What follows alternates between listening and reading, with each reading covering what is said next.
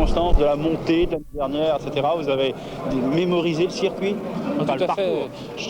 On avait dû faire 185 km d'échappée. Je me souviens des 185 km parfaitement. Et encore mieux de l'arrivée finale, la dernière montée. Et bon, c'est sûr que cette année, quelle que soit la place dans laquelle je me retrouverai, je penserai forcément à 1992.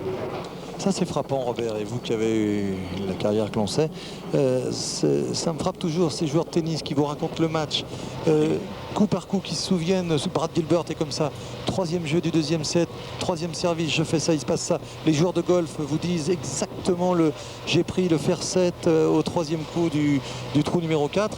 Les coureurs cyclistes c'est pareil, ils mémorisent tous les circuits sur lesquels ils passent. Bien sûr, et ça prouve simplement déjà qu'ils retiennent tout par la force des choses et que ça reste en eux. Mais quand on sait que Lo n'a pas encore 21 ans, ça promet, si on le retrouve dans 10 ou 15 ans, à ceux qui sont là pour écouter ses souvenirs.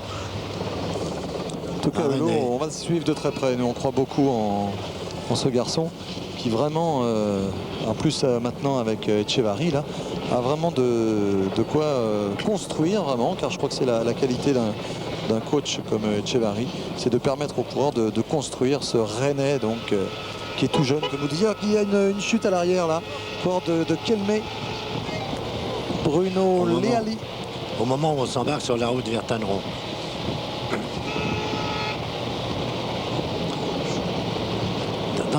Avec des pelotons aussi massifs et en début de saison où beaucoup de nouveaux interviennent qui remplacent les anciens lesquels ont quitté les pelotons.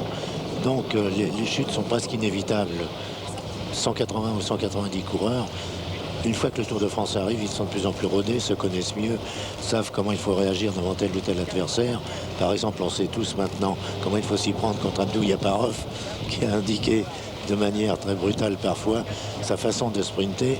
Les autres ont retenu et maintenant il n'y a plus de mauvais coups avec Abdou Yaparov. On me dire aussi qu'il n'y a pas non plus de victoire, mais enfin ça peut revenir. Quelle est belle cette région.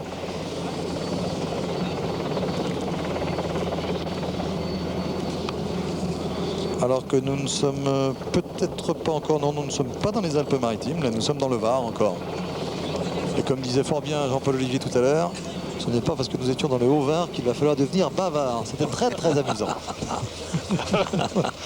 Jean-Paul, justement, comment vous le sentez ce peloton? Ça semble très très nerveux, vraiment, avec ces Hansé qui montent la garde. Là, on a la tête dans le guidon, on n'a pas le temps de discuter. Hein. Mais écoutez, de toute façon, dès qu'un homme essaye à des velléités de sortir du peloton, aussitôt, les Hansé sont là. Alors effectivement, tout le monde est nerveux, tout le monde est sur ses gardes.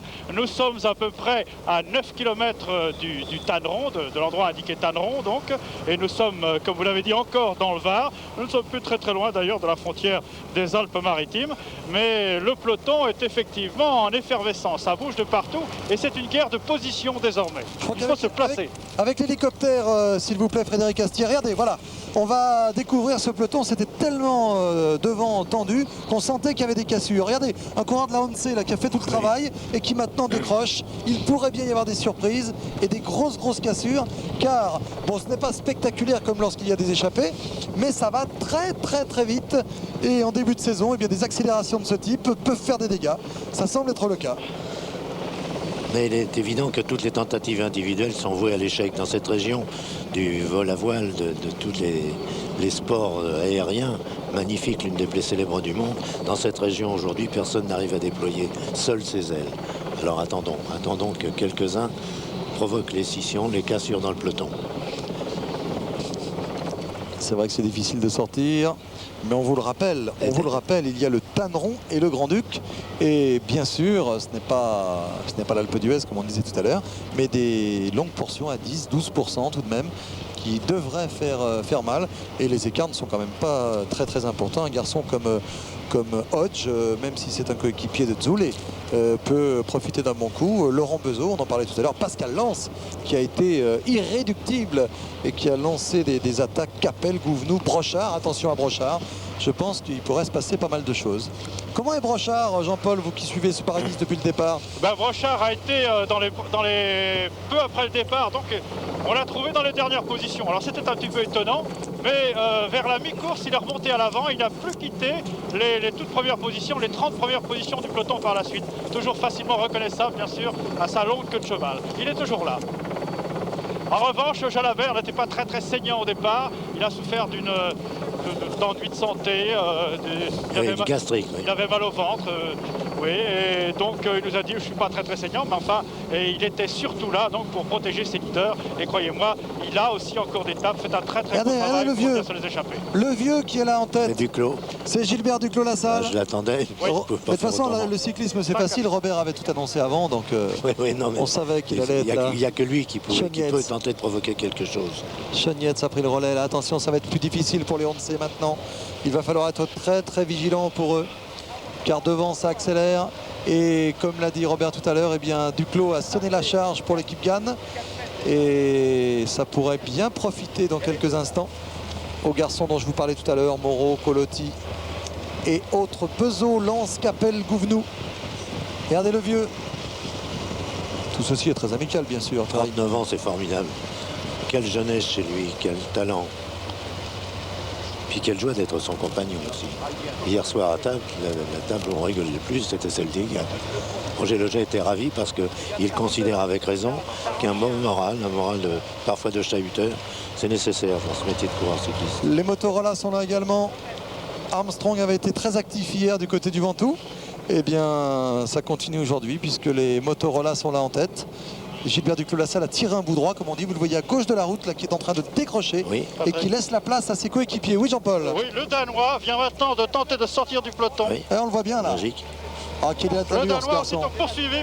aussitôt poursuivi par les Hondé. Le maillot, il faut maintenant bien s'habituer au nouveau maillot. Et là, c'est World Perfect, donc dans le directeur sportif et Job Zoetemelk. On va avoir quelques hésitations en ce début de saison, Robert, parce que tout a changé. Oui. En tout cas, Yvan Le Danois, on le reconnaît bien car il est très beau sur son vélo. On parlait tout à l'heure de Hello. Le Danois est également un grand espoir du cyclisme français. C'est le maillot des Buclair de l'an passé. Une nouvelle grande équipe constituée donc cette année. Avec Alcala. Le Mexican Service. Et 2 Français donc dans ce Paris-Nice, Moncassin et le Danois pour l'équipe World Perfect. Il a creusé un tout petit écart, mais ça revient. Oui, mais un détail, il ne se retournait pas, donc il y croit. Eh ben, il n'y croit plus. Non. Vous avez dit tout à l'heure qu'il était difficile de sortir de ce peloton. On a pu voir aussi qu'à l'arrière, il est encore plus difficile d'y rentrer. C'est vrai que là, il y a du mal de fait. C'est un peu comme à la télévision, quoi. Difficile d'en sortir, mais tellement plus difficile d'y rentrer. Une cassure en tête du peloton. Belle cassure là. Belle cassure avec une dizaine d'hommes.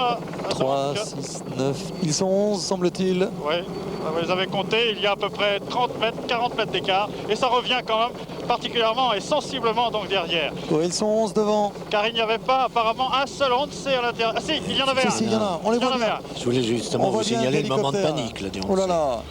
Avec l'hélicoptère, on a pu compter donc 11 coureurs en tête. Jean-Paul, je me doute que c'est pas très facile de passer sur ces petites routes. Non. Mais quand vous le pourrez. Nous allons essayer de le faire. Oui. Mais l'écart est très peu important pour l'instant. Ouais. Ça revient. Mais Hondé est représenté. Et Zoulé est là. Zoulé. Oui, mais il est en 4e position. Zoulé se trouve dans 4e ou 5e position. Oui, avec son maillot blanc. Alors écoutez, vous parliez de Brochard. Brochard se trouve en tête. Donc très bien. Zoulé en 4e position, vous l'avez dit. Attendez, on va se retourner un petit peu avec Robert Rouleau. Botard.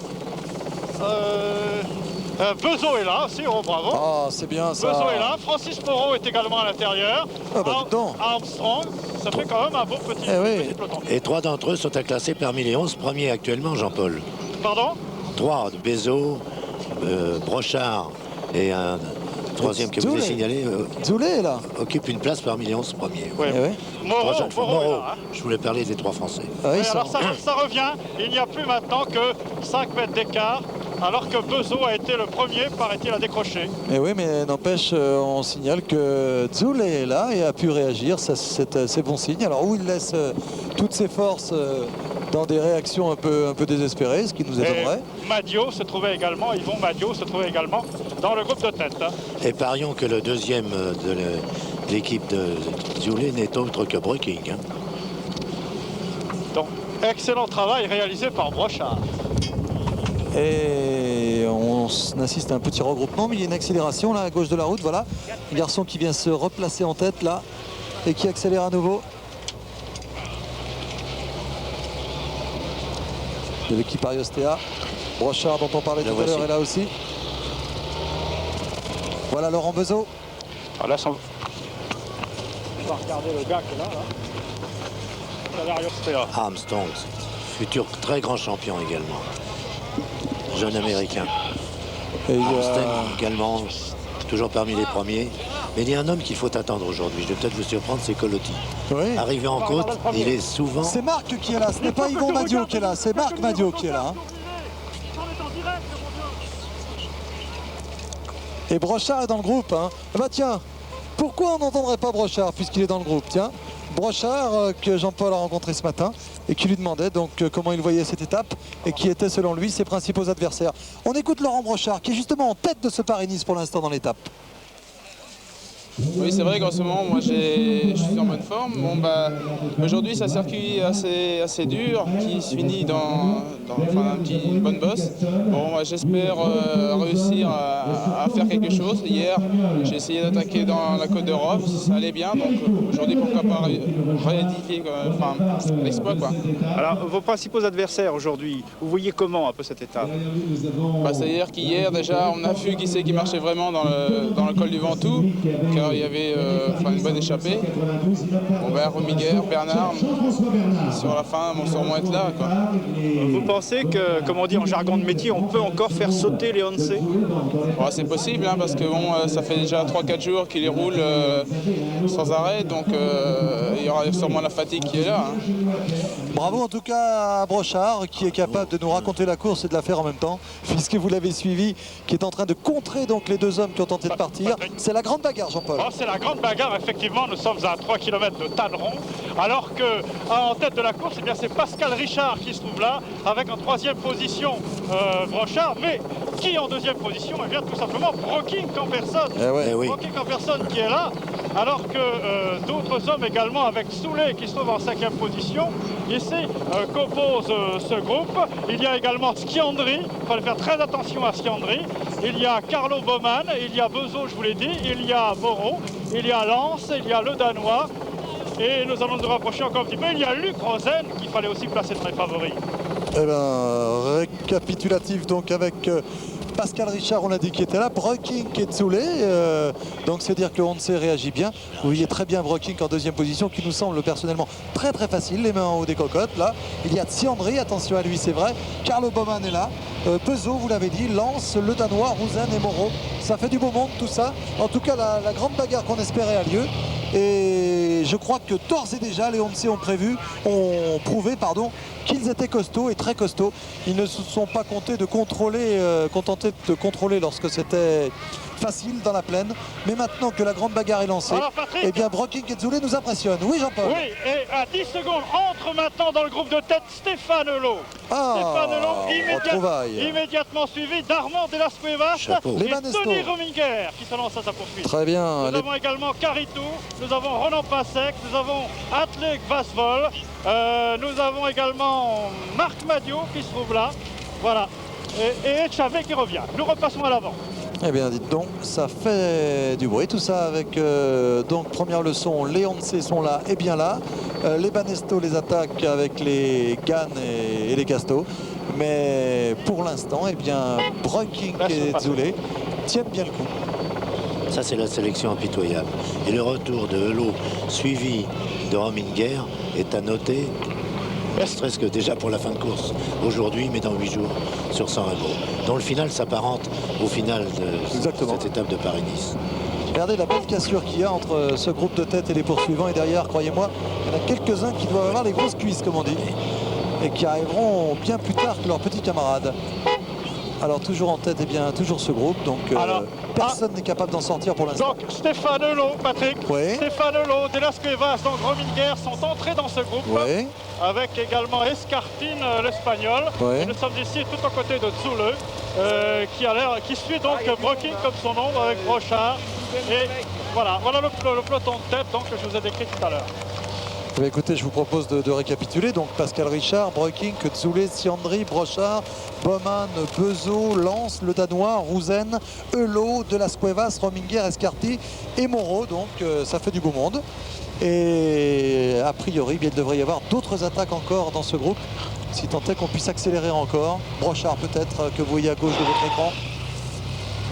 Regardez-le, tiens, on en parle. Il suffit de lui demander ce garçon, il est parfait. Il est parfait ce garçon. Le voici Brochard qui relance. Ah oui. Cheveux au vent. Et les motos, il va falloir se pousser devant là. Pour laisser Brochard. Oui, puis les vapeurs d'essence aussi qui sont jamais agréables. Quelle attaque de Brochard, dites-moi. Quel punch il a ce garçon. Oui, mais il y en a un dont la présence ne m'étonne pas parce qu'on connaît sa classe, mais qui aujourd'hui peut tirer beaucoup d'enseignements de sa fin de course. Il s'appelle Moreau. Alors Brochard au classement général, eh bien, c'est quand même pas, il est quand même pas tout près il est quand même à 1,09. Hein. Mais enfin, il y a un bon coup à jouer là. Alors la caméra se retourne et qu'est-ce qu'on voit? Eh bien, on voit que ça suit derrière, mais pas tout le monde. Je crois que seul Broking qui est arrivé à suivre là, car de l'équipe ONC, il n'y a que Broking et bien entendu celui qui est en deuxième position maintenant, Massimilian Siandri. Ah ouais. Il faut se méfier de Siandri. Et oui, mais regardez ce qui est en train de se passer là. Broking en troisième position, Siandri et Brochard. Si Siandri et Brochard prennent les relais correctement, ce sera peut-être dans un fauteuil pour Broking, mais ça s'annoncera mal pour Zoulet. Vous savez que Siandri est tous les jours présent dans les échappées. Alors à un moment, nous nous sommes approchés de lui, c'était avant-hier, et je lui ai dit, mais alors, est-ce que tu vas un jour gagner l'étape? Il m'a dit, étape du Tanneron. Alors nous l'avons vu dans nos pronostics. À suivre. Ah ouais, mais vous êtes là depuis le début. Vous avez un avantage sur nous quand même, parce que pendant que nous sommes dans les frimas parisiens, vous êtes sur la course au soleil depuis une semaine. Et c'est pour ça que vous êtes en tête avec l'ami Jean Ferlier, avec Jean-Bernard Contou, avec Pierre Le Petit. On a découvert le concours de pronostics. Vous vous baladez. Tout à fait.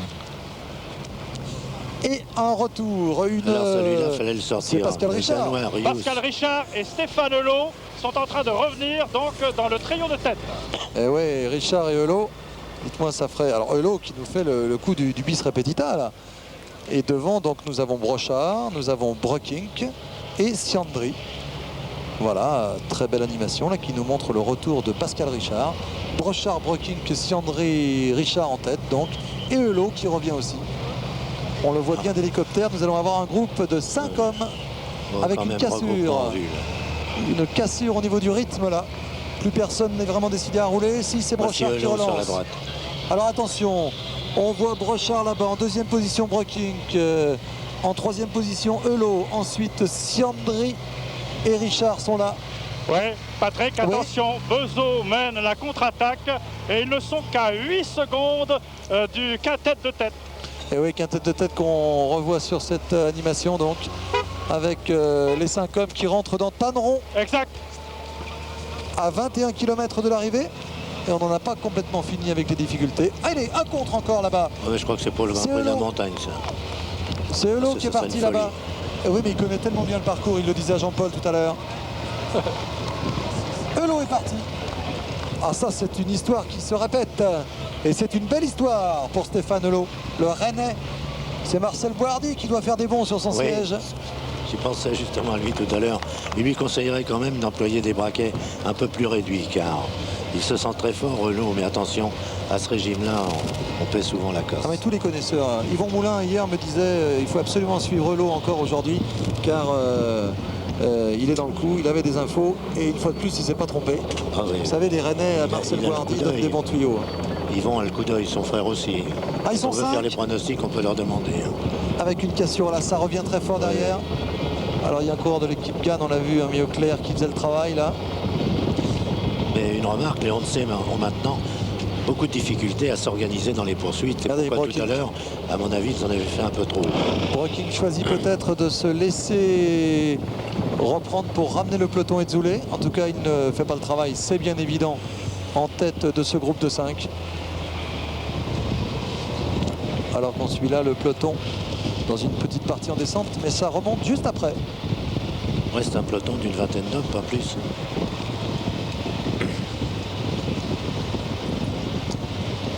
Pas le temps de regarder de l'autre côté parce que la mer apparaît dans la baie de Cannes, c'est merveilleux à voir.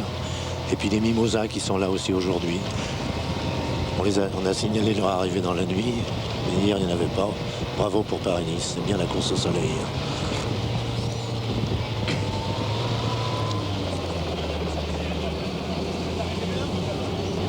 Patrick, nous sommes à 20 km de l'arrivée, 20. Merci de cette précision, 20 km de l'arrivée donc. Nous allons entrer dans les Alpes-Maritimes dans 2 km et nous vous laissons apprécier la qualité des images et du spectacle.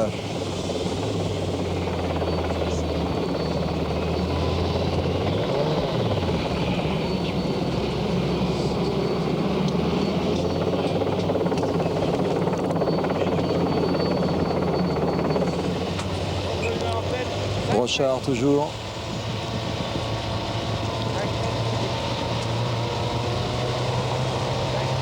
Ah, ce sont des routes splendides pour se promener, mais là ils ne se promènent pas. Ce sont vraiment des routes très roulantes avec des relances sans cesse, très très agréables. Vraiment le paradis du cyclisme. Oh, dangereux ça, de se retourner comme ça dans un virage. En tout cas, s'il va chercher l'étape, Brochard, il l'aura mérité.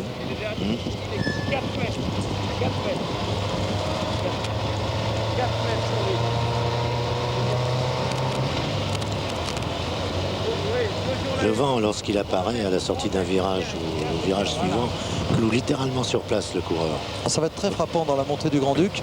Vous avez une partie qu'on découvrira dans quelques instants qui est très couverte, très protégée. Et puis d'un seul coup, au sortir d'un virage à droite, vous êtes dans une zone complètement libre, si je puis dire. Et là, le vent s'engouffre et un coureur en petite condition en souffre beaucoup. Une descente effectuée de cette façon, c'est presque aussi difficile que l'ascension. Il n'y a pas un temps de répit. On dit toujours, ah ben, les descentes, c'est un petit temps de roue libre, pas du tout. Oh, il y a des relances devant. Ah oui. Là, c'est Hulot qui repart, oui, sans aucun doute. Brochard avait tenté de contrer et c'est Hulot qui contre à nouveau. Non, pas du tout, c'est le Danois. Oh, c'est le Danois. Exactement. C'est le Danois. Vous voyez, on parlait des deux espoirs français. Et je pensais à l'un, c'était l'autre. Brokink et Brochard donc tentent de revenir sur lui. Le Danois. La situation pour l'instant, alors qu'un regroupement vient de s'effectuer, un petit regroupement donc, dans le groupe de tête. C'est encourageant pour le cyclisme français tout ça, Robert. Hein, ah, on a vu Hulot, on voit le Danois. Oui, tout Montreuil, toute la banlieue est de Paris doit encourager le Danois. Vous avez la belle position qu'il a, toute la puissance des reins qui se dégage là. Le dos bien plat. Il a quand même accompli un beau tour l'an dernier. Meilleur jeune du tour. Oui. De toute façon, on peut être tout à fait optimiste, même si on manque d'équipe française, on manque pas de coureurs et on peut être très optimiste pour les années suivantes. Vous savez, lorsque Laurent Fignon a gagné son premier tour, au mois de mars de l'année où il le gagna, il était dans la même position que Hulot. Oui. Un garçon peut éclater comme ça. À ce propos, signalons que dans l'ascension du Grand-Duc, il y a beaucoup d'inscriptions à la gloire de Richard Virenque. Oui, qu'on a peu vu jusque-là. Il est vrai que la saison sera longue pour lui, et puis qu'il doit avoir reçu des consignes précises sur son activité. Alors, sans doute était-il chatouillé à la perspective de faire un très grand Paris-Nice qui se termine presque chez lui. Et le directeur sportif l'a peut-être raisonné autrement. En tout cas, il y en a qui sont déjà bien en forme. Ce sont nos motards et nos caméramens. Parce que même dans la descente, là, oui, nous sommes sur le porte-bagages. C'est vrai qu'ils sont bons aussi. Oui. Oui, Richard Virenque voulait faire un très très gros travail aujourd'hui. Il avait fait un objectif de cette étape du Tanneron parce que vous savez qu'il est ici chez lui puisqu'il est licencié à Mandelieu. Et pour l'instant, donc, il se trouve dans un groupe derrière. Et il n'a pas tout à fait réussi son pari, en tout cas pas pour l'instant. En tout cas, la relance de le Danois était tout à fait impressionnante. Avec un maillot qui est assez saillant finalement. Oui, on était surtout habitué à voir les Hollandais et d'autres les porter, les Suisses. Et là, des Français. Il a été retouché d'ailleurs ce maillot un peu, il est bien. Il y en a d'autres qui nous plaisent un peu moins, mais enfin, c'est peut-être pas ce qui nous intéresse le plus aujourd'hui. Pour l'instant, on suit donc... c'est presque un acrobate, regardez cet équilibre qu'il assure. Et il relance encore. Ouais, 10 secondes d'avance sur le poursuivant, 10 secondes pour le Danois. Bien reçu. Alors qu'il y a deux coureurs intercalés, semble-t-il, derrière le Danois. On le voit. On fera le point lorsque on recommencera à monter. Là, on se retrouve derrière le groupe de poursuivants. Ce qu'on va appeler le peloton, le tout petit peloton. Elle avait des tout petits pelotons. D'accord. Mais voilà. Non, vraiment, c'est le début de saison, vous nous pardonnerez. Et voilà les deux coureurs intercalés. On est tellement content de retrouver le cyclisme et les pelotons sur France 2. Et ça fait du bien de rire. Ah ouais. Non, mais surtout en ce moment. Hein. Oui. Vous avez remarqué qu'on a peu d'occasion de rire? Oh là, oh là. Alors, Patrick, ce cyclisme nous fait du bien. 15 secondes. Eh bien, c'est une bonne nouvelle pour le Danois, car s'il bascule avec 15 secondes, eh bien, on ne sait jamais. Hein. On parlait de joie de vivre, eh bien, qu'est-ce qui se passe derrière nous là? Ah ben, c'est un orchestre, tout simplement. C'est un orchestre qui vient de prendre place. Ouais. Et oui, c'est le bon côté du sport, tout ça. Hein. Peut-être leur demander de jouer un petit peu moins fort, d'ailleurs. Voilà, c'est fait, ils sont très sympas. Les deux hommes intercalés. Oui, les deux hommes intercalés, Jean-Paul. Je ne sais pas, je suis derrière le Danois, je viens de faire un top, 20 secondes, mais dans quelques instants, je vais essayer de vous donner leur identité. Nous descendons ici très vite. Ah, bah, je me doute bien. Hein. Oui, les voitures même commencent à gêner le Danois. Il est temps qu'il retrouve la route plate en bas. Et s'il parvient avec 15 ou 20 secondes sur la route plate, là... Il va être gêné par cette voiture, il faut qu'elle se pousse, cette voiture. Voilà, c'est bien. Bon réflexe, monsieur le conducteur. On va regarder les deux qui descendent, top, le chrono est déclenché. Ah, nous sommes à moins de 15 km de l'arrivée maintenant. On va laisser passer. Oh là là, la moto devant, c'est pas possible ça. Pur exercice de style chez le Danois qui se révèle bien meilleur descendeur encore qu'on pouvait l'imaginer. Et Bezo se trouve intercalé à 22 secondes. Que c'est bien pour Bezo. C'est la journée de la jeunesse. Hein. Bien sûr, Armstrong, merci. Le Danois, Bezo. Armstrong qui aimerait bien être le premier à poser le pied sur la ligne d'arrivée du Grand-Duc. Il est avec Bezo donc à 20 secondes de l'homme de tête. Donc le Danois. Il y en a un autre coureur intercalé. Oui. Attendez, nous allons nous positionner là car il ne faut pas gêner les coureurs. Positionnez-vous mon cher Jean-Paul. C'est Brochard tout simplement qui va arriver. Mais c'est la fête sur ce Paris-Nice. Brochard en première position alors que Breukink tire le peloton avec dans son sillage Schiandri. Il y a également François Simon. Il y a quelques autres coureurs. Donc, merci Jean-Paul. Tout va très vite. Donc vous avez les trois coureurs intercalés. Alors que Brochard n'a pas encore rejoint les deux autres hommes devant. Merci Jean-Paul, il fallait le faire comme ça dans la descente. Donc résumé de la situation, l'homme de tête, c'est bien entendu le Danois. Il y a 3 Français dans les 4 premiers, puisqu'en deuxième et troisième position, on retrouve l'Américain Armstrong et le Français Bezo. En 4e position, c'est Brochard. Donc vous voyez que le cyclisme français, on le disait, se porte bien, avec 3 jeunes là, le Danois, Bezo, Brochard, même si Bezo est un tout petit peu plus âgé. C'est là que se joue la course, pour le Danois. Il faut absolument qu'il se présente au pied de la dernière ascension avec entre 25 et 30 secondes. Voilà, Patrick, nous sommes maintenant donc sur le plat. Fini la descente du Tanneron là. Nous sommes sur le plat et Brochard se trouve à environ 70 mètres des deux hommes intercalés. Alors Brochard à 70 mètres d'Armstrong et Bezo, le Danois seul en tête. Le Danois qui semble très bien, très lucide, on l'a vu en tout cas s'alimenter et jeter son bidon, donc pour s'alléger encore un peu. 25e au classement général à 1 minute 40. Il est important de le noter, 1 minute 40 d'écart au général, ça pourrait compter tout à l'heure. Et pour l'instant, c'est la victoire d'étape qui l'intéresse, le Danois. On est impressionné par, je le répète, par ses qualités de descendeur. Il nous a offert un spectacle vraiment très rare, un homme seul en tête d'un peloton bien décidé à aller au plus vite possible. Et c'est cet homme seul qui se dégage, qui se détache au point d'acquérir 26 secondes. Je le disais déjà, mais je le répète volontiers, chapeau. Et oui, chapeau, il y a de quoi tirer son chapeau devant cette performance. Mais maintenant, ça va être difficile parce que derrière, ils sont 2. On les retrouvera peut-être avec la moto 2 tout à l'heure. Donc, 15 secondes pour le Danois sur Bezo. 15 secondes donc sur Bezo, donc je vous l'ai dit, et Armstrong. Oui, la caméra s'est retournée là très bien pour nous proposer donc Armstrong et Bezo. Bezo avec son maillot blanc qui est en tête donc des deux hommes. Armstrong dans sa roue. Devant là-bas au fond, il y a l'homme de tête, donc le Danois. Un petit coup d'œil sur le peloton maintenant pour être tout à fait complet, pour découvrir devant le peloton Breukink exactement comme nous l'annonçait tout à l'heure. Jean-Paul. Et derrière Breukink, et bien maintenant, c'est Francis Moreau qui contrôle, car Francis Moreau a tout intérêt, bien sûr, à laisser son coéquipier Bezo s'exprimer à l'avant. Zoulé, lui, est bien sagement calé dans le peloton en 4e position. Mais c'est devant que ça se passe, avec l'espoir maintenant pour le Danois, pour Armstrong et pour Bezo. Bezo qui est tout près au classement général à 31 secondes seulement du leader. 1 minute 07 secondes. 1 minute 07 un exploit, de retard. Donc alors que Zulo tente de partir tout seul, immédiatement poursuivi par Moreau, par Amstein. Et il y a également Alcala et Breking dans les premières positions. J'aperçois également Lance, j'aperçois Roland Pinsec, Rominger se trouve également là, avec Carlo Baumann, Armand de las Cuevas, Stéphane Holo et Vasvol et Marc Madio ainsi qu'Éric Caritou. Voilà pour ce qui reste du peloton. Eh bien nous y sommes dans ce peloton donc avec Zoulet qui défend son maillot. Le voici en tête de ce peloton justement qui prend les choses en main avec son dossard 68. Alex Zoulet, révélation dans le Tour de France du côté de Saint-Sébastien. Vous vous en souvenez, nous sommes là tout près de l'arrivée, à moins de 15 km maintenant.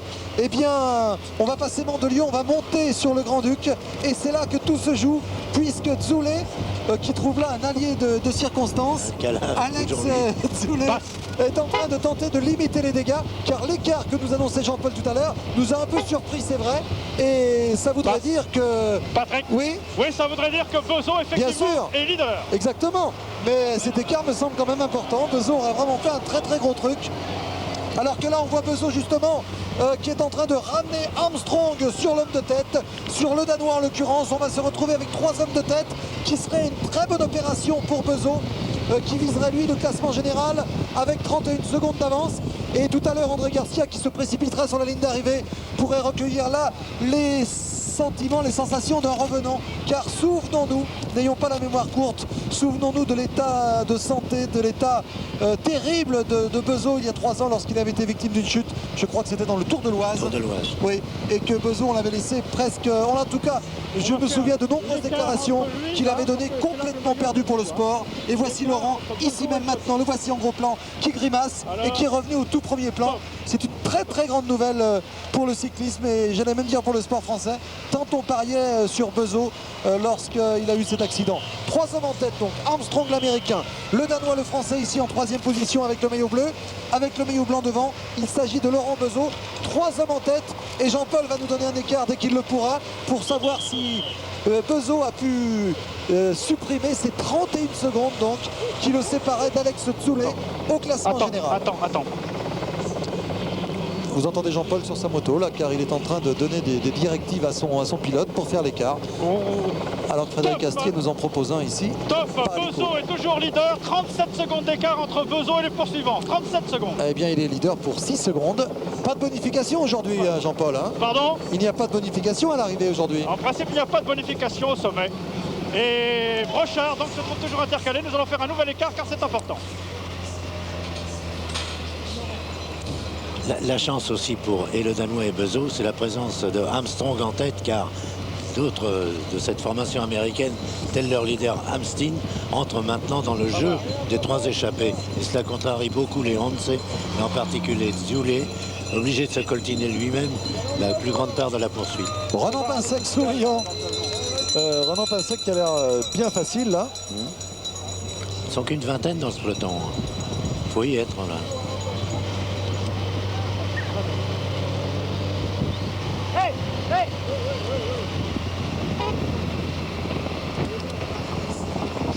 Et une petite cassure derrière là qui pourrait être favorable aux hommes de tête. Cassure donc juste avant un virage sur la gauche dans Mandelieu. Et ensuite il s'agira de monter pendant 8 km donc sur le Tanneron. Enfin il y a 6 km d'ascension exactement. C'est pas très très dur mais comme ça après 200 km ça peut suffire pour faire des écarts. Et les 3 hommes le savent. Le bas est à 10%, le haut à 12%. On va tout à l'heure retrouver la nationale là-bas, virer à droite et commencer à monter.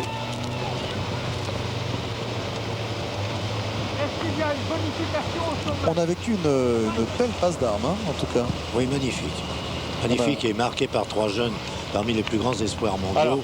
C'est impressionnant. Au pied du Tanneron, on prend un écart. Jean-Paul, on vous entend très bien. Oui, au pied du Tanneron, nous prenons un écart. Top. Au pied du Grand-Duc. Oui, au pied du Grand-Duc. Oh, c'est un petit peu la même montagne. Oui, c'est vrai, c'est le même massif.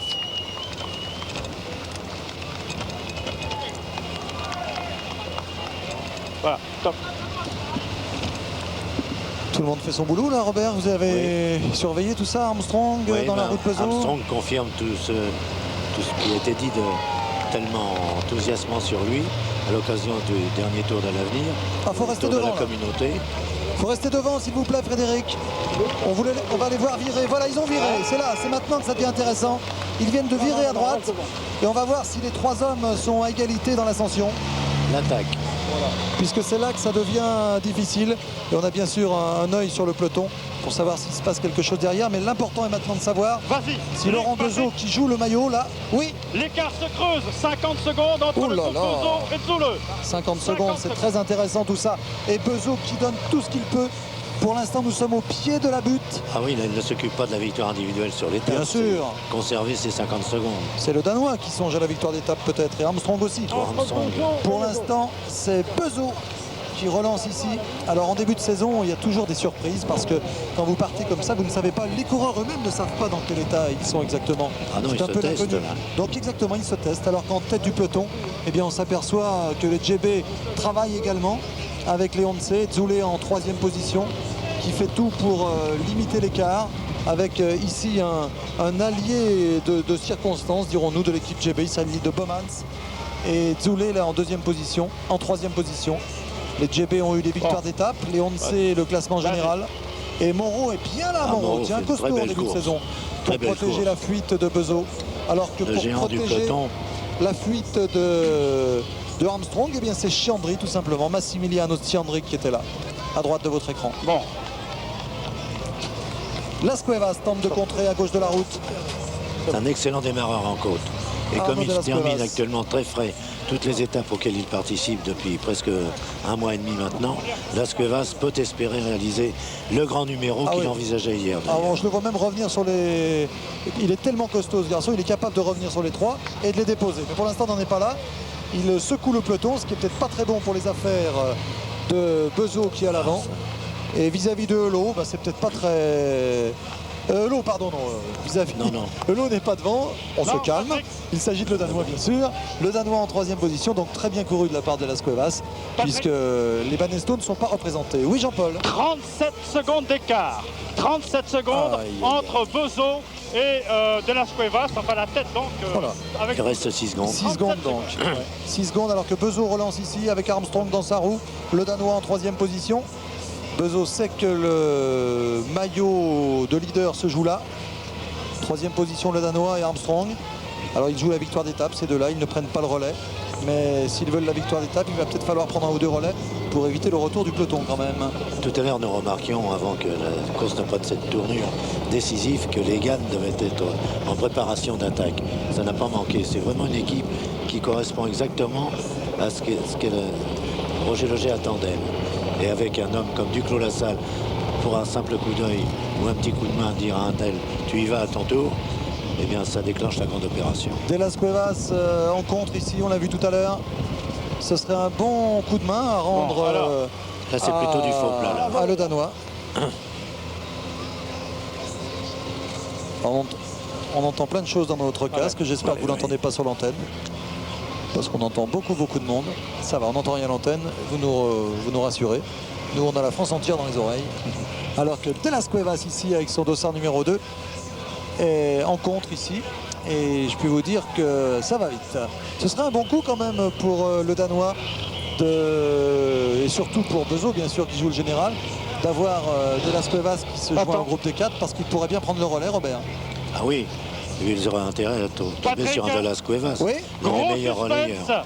Gros suspense, 30 secondes d'écart entre Beuzot et Zoule. 30 secondes. Ça va se jouer à rien du tout. Ça va se jouer à rien du tout. Et 33 secondes nous donne-t-on, vous 30 secondes, vous venez de le faire à l'instant. Donc 38 ici maintenant sur le peloton. Ça se joue vraiment à quelques secondes alors que le peloton a complètement éclaté et qu'ils ne sont qu'une dizaine d'hommes maintenant. On le voit avec cette vue d'hélicoptère. Ça ressemble à la course de l'an dernier. C'est superbe en tout cas. Tout le monde en détail, comme l'on dit, éparpillé sur la route. Et Zoulé tout seul comme un grand qui a pris la tête de ce groupe. Voilà le peloton, ils sont 7.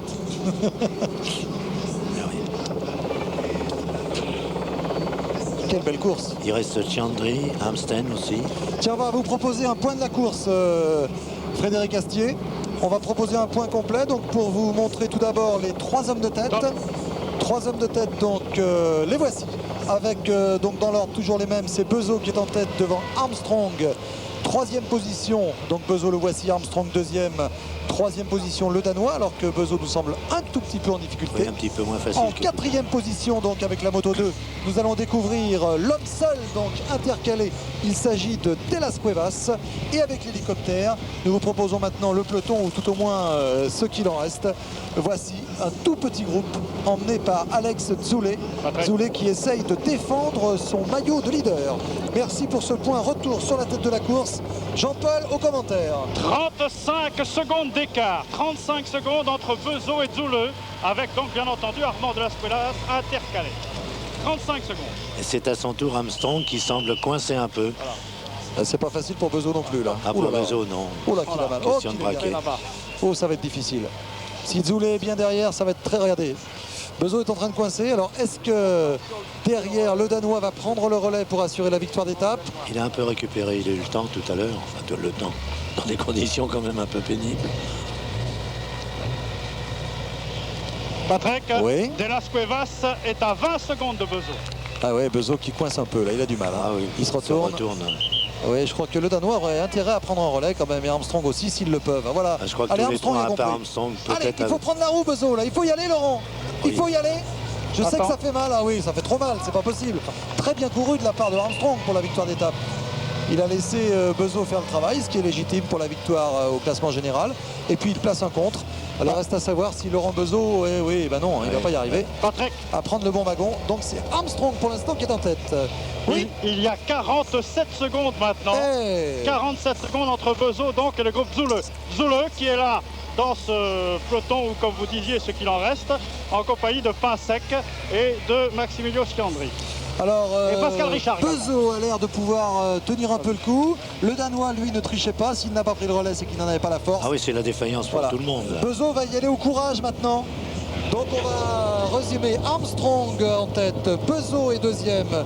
Le troisième, c'est le Danois. Derrière, il doit y avoir De Las Cuevas. Aïe, aïe. Et puis ici, le peloton. De Las Cuevas qui revient sur le Danois en quatrième position. Quelle belle course! De Las Cuevas qui revient sur le Danois, et tout au bout de l'écran là-bas, il s'agit de Bezo qui tente lui de rentrer sur Armstrong.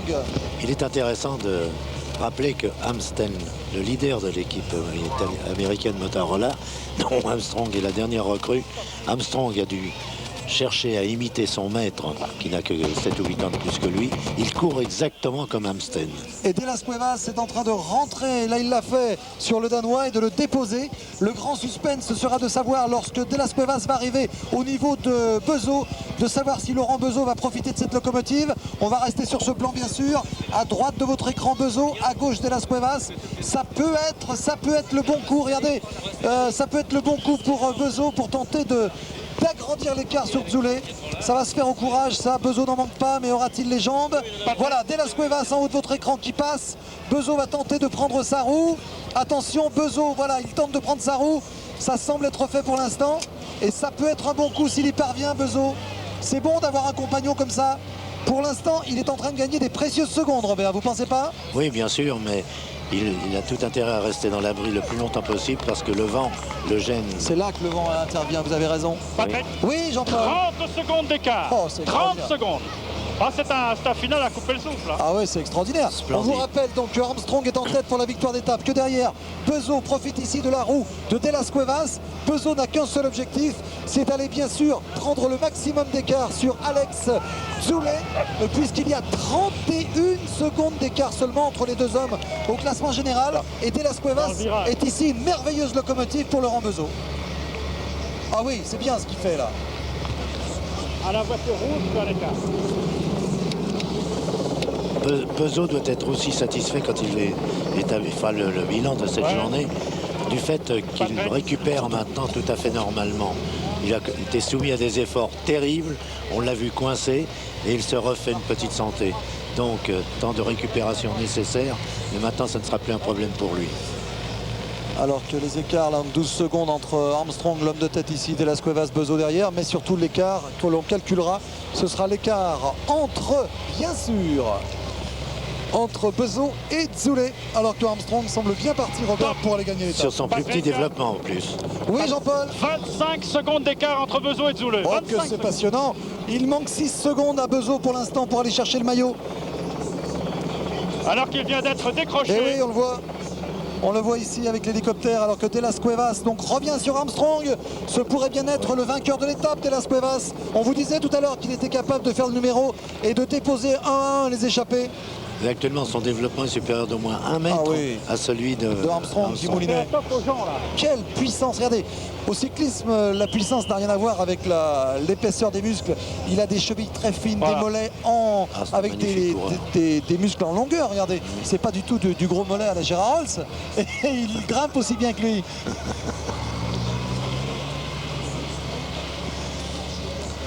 Allez, Armand. Oui. Oh, je pense que ça va être terminé pour Laurent Bezo. Oh, vous êtes méchant de nous dire ça comme ça. Ça va être terminé car Zouleux revient très fort sur lui. Alors qu'il a passé donc le Danois maintenant. Le Danois passe juste derrière lui. Et il y a 18 secondes d'écart maintenant. 18 secondes d'écart entre Bezo et Zouleux. Et Rominger dans la rue de Zouleux.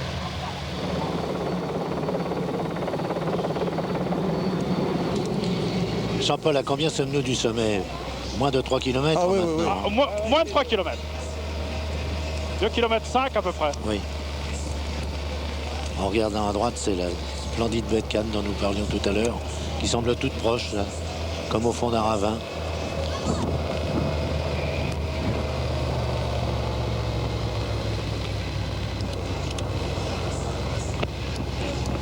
Armstrong confirme son grand talent, je le disais tout à l'heure, mais il est probable qu'il va être l'objet d'offres dans toutes les grandes équipes, d'offres sans doute colossales. Alors Armstrong a bien relancé, vous avez vu là, De Las Cuevas ça va être tout donné. Et pourtant De Las Cuevas n'est pas parvenu à revenir complètement. Là il essaye maintenant. Ça se joue vraiment de très peu entre les deux hommes. Et voilà, ça va être dur pour Armstrong de résister à De Las Cuevas. Oui. Regardez, ça c'est intéressant ce qui se passe là. Armstrong me semble quand même pas complètement cuit. Hein. Non, mais il est jeune encore, il ne savait pas trop quoi faire. Il a été surpris par ses bourrasques devant. Patrick. Allez, la moto 2, regardez, voilà, c'est ce qu'on craignait. Avec la moto 2, on voit Zoulé qui revient, le voici. Alex Zoulé est en train de sauver son Paris-Nice. Il est en train de sauver son Paris-Nice puisque De Las Cuevas et Armstrong sont eux assez loin au classement général. Encore que De Las Cuevas n'est jamais qu'à 1,47. Hein. Oui. Patrick. Oui. Et bien maintenant, il n'y a plus que 12 secondes. Ah oui, mais il est repris là. 12 secondes entre Bezo et Zouleux, alors que Rominger est sorti du groupe Zouleux et revient donc et va, semble-t-il, passer Bezo. Ouais, mais Bezo, c'est cuit, là, c'est fini. Oui, c'est fini. Zoulé a fait un beau numéro, là, en revenant comme ça. En tout cas, bel effort de Laurent Bezo qui nous a valu des belles émotions. Alors que Zoulé, ici, se présente maintenant en patron de ce petit groupe et il a raison d'accélérer Zoulé. Zoulé, voulais-je dire, parce que devant, il y a un certain De Las Cuevas qui est quand même à 1,47 au général. Il doit y penser maintenant, De Las Cuevas. Bien sûr. Après avoir envisagé la victoire d'étape, ce qui lui semble acquis, sauf résurrection totale de 1 km. Oui. Mais maintenant, il faut qu'il donne tout, quitte à perdre l'étape avec Armstrong. Et il ne fera pas une 47. Non. En tout cas, il accélère diablement, là. Il a une classe, ce garçon, c'est étonnant. De Las Cuevas, c'est un rouleur né. On est toujours surpris de le voir dans les 3 premiers de toutes les courses contre la montre. Parce qu'attention, il ne faut surtout pas oublier De Las Cuevas dans le contre-la-montre du Col d'Aise. Hein. Oui. Il est capable de faire très mal à Zoulé hein. Et à Broguic. Il se confirme grand coureur par étape, bien que d'un jeune âge, mais on l'avait perdu de vue pendant presque 2 ans, après son passage chez les professionnels. Et voilà qu'enfin il confirme totalement. Oui, avec le passage sous la ligne, top. Jean-Paul Leclerc, oui. Oui, eh bien, à 1000 mètres. À 1000 mètres donc de l'arrivée, Zouleux lui-même entame la poursuite sur Bezo et Rominger. Il n'est plus qu'à 20 mètres d'eux. D'accord. Alors maintenant, Zouleux donc n'a plus que 20 mètres de retard sur Rominger et Bezo. D'accord, merci. Alors que De Las Cuevas s'achemine donc vers une victoire d'étape. Et on va bien sûr déclencher notre chronomètre car Zoulé le sait. Moto 2 sur Zoulé. On le voit, Zoulé. Regardez, là c'est De Las Cuevas. Et deuxième, voilà la moto 2 avec Zoulé. C'est le match de ce Paris-Nice. De Las Cuevas contre Zoulé. Avec 1 minute 47 d'écart au classement général entre les deux hommes. Voici De Las Cuevas ici. qui va gagner l'étape, mais l'intéressant sera de savoir combien il reprend sur Alex Etzoulé, car dans le Col d'Aise, on vous le répète, eh bien, c'est un garçon qui pourra faire du mal de Las Cuevas. Oui, mais les écarts sont tellement serrés, c'est vrai que ça a relégué Las Cuevas à la 30e place. Sprint, il a raison. Il n'est pas bête de Las Cuevas. Il sait que ça se joue pour le Col d'Aise ensuite. Alors on va déclencher notre chronomètre de Las Cuevas qui était là à 100 mètres de la ligne d'arrivée. Attention, victoire d'étape pour De Las Cuevas, mais c'est le verdict du chronomètre qui sera intéressant. Il le sait, De Las Cuevas, il donne tout ce qu'il peut. Il perd là 2-3 secondes, mais il faut bien lever les bras. Top, c'est parti pour lui. Magnifique victoire de Las Cuevas. On est derrière avec Zoulé. Je vous répète qu'il y a 1 minute 47 au général entre les deux hommes. Déjà 12. Alors deuxième place pour Armstrong. Armstrong deuxième, Frédéric Astier. À 15 secondes. Merci. Deuxième à 15 secondes.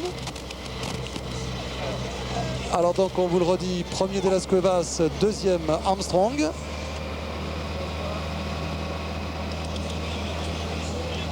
Et les voici, ce groupe avec Zoulé. Et oui. Il y a du beau monde, Rominger, Zoulé, Amstel. Alors ça fera 45 secondes environ. Top avec Siandri, 44 secondes. 44, ça veut dire qu'il y a 1-0-3. 1-0-3 entre les deux hommes, ça sera difficile quand même pour De Las Cuevas d'aller chercher 1 minute 03 sur l'ascension du Col d'Aise. En tout cas, quel spectacle, très très beau numéro de Las Cuevas. André Garcia est-il sur la ligne avec un micro, André?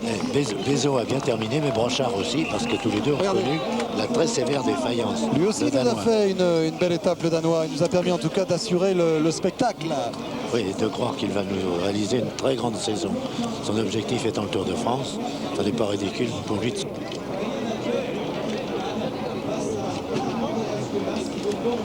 André Garcia, si vous êtes sur la ligne et si vous avez un micro dans les mains, n'hésitez surtout pas à intervenir. Alors qu'on va retrouver à l'image Zoulé.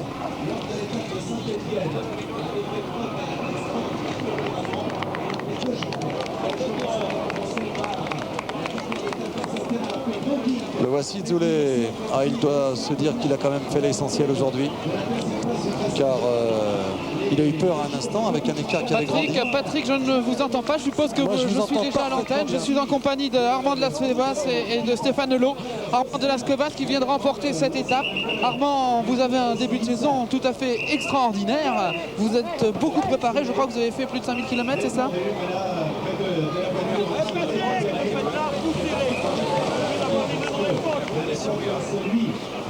On peut le dire aujourd'hui, vous avez laissé partir en premier coup avant de faire une montée fantastique du Grand-Duc. Vous saviez que vous avez une chance de gagner aujourd'hui. Vous aviez préparé cette étape particulièrement? Pour l'objectif de l'année, c'était Paris-Nice. Mais bon, j'ai eu la malchance contre moi mercredi. Mais je voulais quand même gagner une étape. Et maintenant, avec l'avance que j'ai repris, tout est possible pour demain. Demain, il va vous falloir faire encore un grand coup. C'est possible de faire à 2 jours de suite 2 exploits comme ça, Armand? Depuis mercredi, j'attaque tous les jours et aujourd'hui, je crois que j'étais le plus fort. Donc demain, je le serai encore. C'est beau, c'est joli. À côté de vous, il y a votre coéquipier, il y a Stéphane Lelot. Alors, vous avez vu la belle victoire d'Armand de Las Cuevas. De votre côté, ça s'est pas mal passé non plus, puisque vous êtes avec le groupe des meilleurs. Ouais, c'est ça, on a bien préparé le terrain pour Armand dans le Tanneron, où là j'ai attaqué, j'ai fait le maximum. Et puis Armand a conclu dans la dernière montée, c'est formidable qu'il gagne aujourd'hui. Et ce sera peut-être votre coup demain, non? On a tous notre carte, hein, mais je crois qu'Armand nous a montré qu'aujourd'hui il avait une jambe de plus que tout le monde. Donc tant que la ligne du Col d'Aise n'est pas passée, tout est possible. Voilà Patrick, ce que peuvent dire en tout cas les Banestos, c'est qu'ils sont bien relancés aujourd'hui. Eh ben, nous on les a pas vus, mais on les a entendus. Et voilà, on vous a trouvé, tiens. Ben voilà, c'était un petit peu tard, on vous voit là-bas au fond. Mais maintenant que la caméra est partie, elle est plus chez nous. Donc enfin, c'était parfait. La retransmission de la course en tout cas était très belle. Et avec un spectacle formidable. Une belle victoire pour un Français. Mais surtout, eh bien, des hommes qui montrent qu'ils sont là, qu'il faudra compter avec eux dans la saison. Bon, on a vu Zoulé bien sûr, qui s'est révélé l'an passé. Mais on a vu des Français comme le Danois, comme Pezo surtout, comme Brochard. Patrick, oui, merci. Patrick, merci pour la transition, puisque je suis en compagnie d'un autre Français, d'un groupe français, car même s'il n'y a pas pas beaucoup de groupes français. Il y en a quand même qui sont présentés, c'est le groupe Chazal avec Patrice Esnault. Patrice, votre étape, c'est l'étape de Mandelieu. Vous le disiez depuis le début de Paris-Nice. On ne vous croyait pas vraiment, pourtant vous avez fait une belle course aujourd'hui. Ouais, disons que j'ai essayé de sortir sur le final.